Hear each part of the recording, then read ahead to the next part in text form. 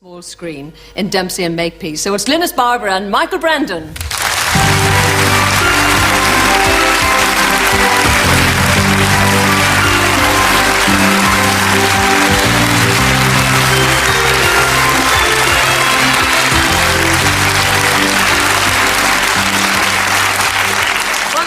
Considering the two of you have been on this whirlwind tour of the United States promoting Dempsey and Makepeace, you're looking very fit. When you were there, I mean, did you take the chance, Michael, of showing Glynis, for example, your New York, you know, the old homestead, where you lived, all of that? Yes, he did. In New York, we were unbelievably busy. We were doing 9 interviews a day, and then he said, "Oh, I've got these friends you miss me," and we were out till 4 o'clock in the morning.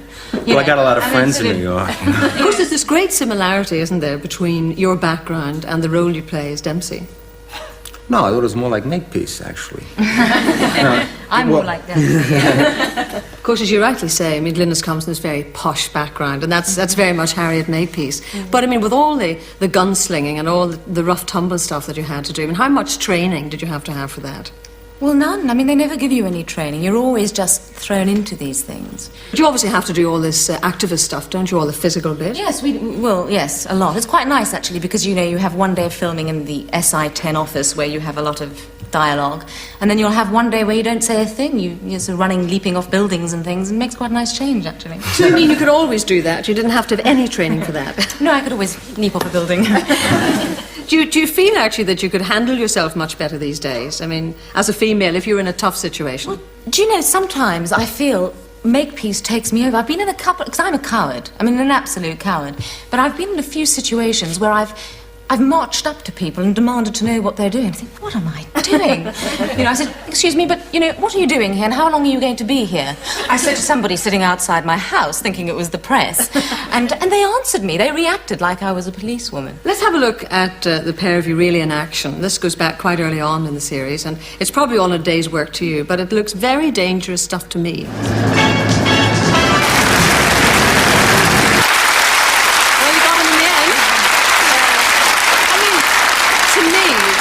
Really quite frightening to do, was it?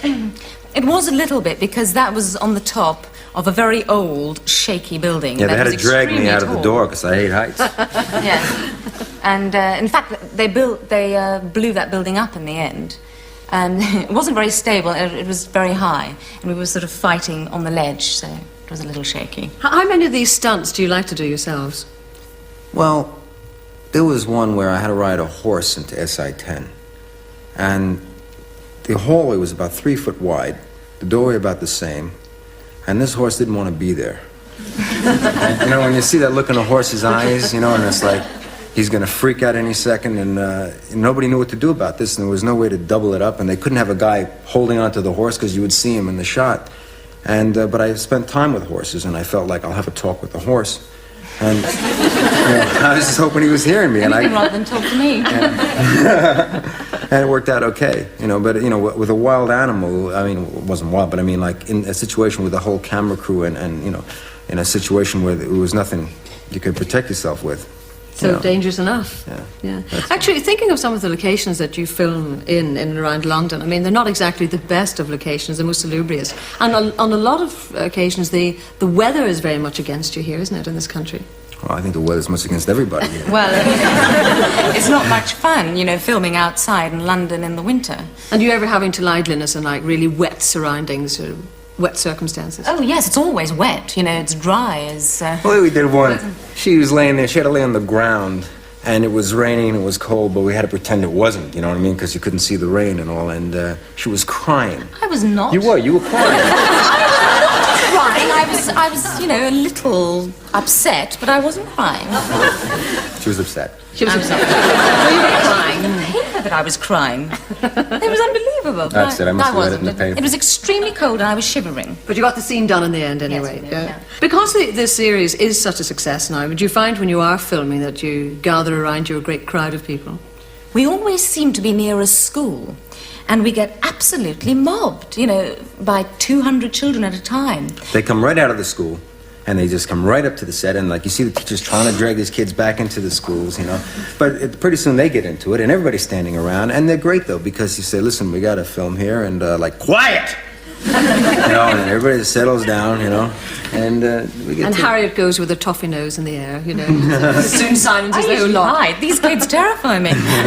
Well, again, because of the series, it looks as if you're going to stay in this country. I mean, pretty well make London your home.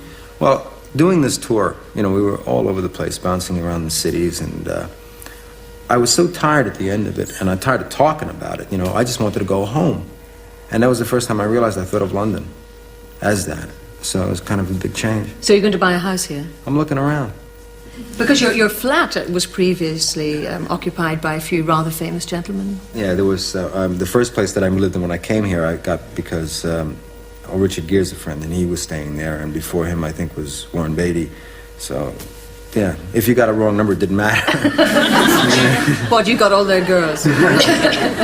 You made a reference to the press hounding you. What do they do? Do they lie in wait for you as you come home? Well, yes. I mean, it's not quite so bad at the moment, but there was one period where they literally were camped outside my home for about a month, and it was really unbearable because, you know, and also as you'd walk in, the phone would ring, the doorbell would be going, and they'd be there.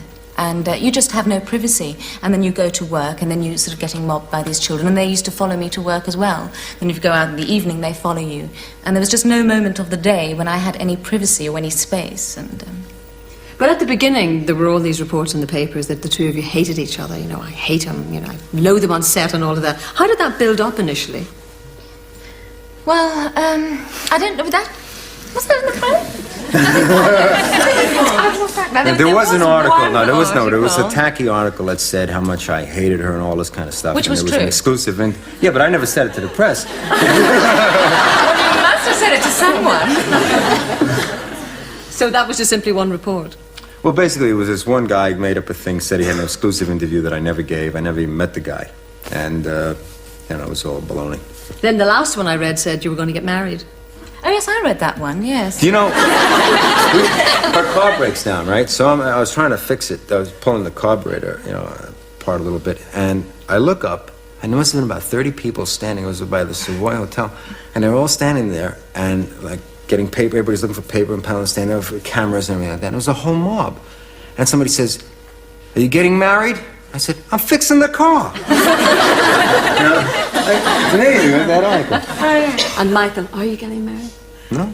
No. Michael, are you getting married? Glynis Barber, Michael Brandon.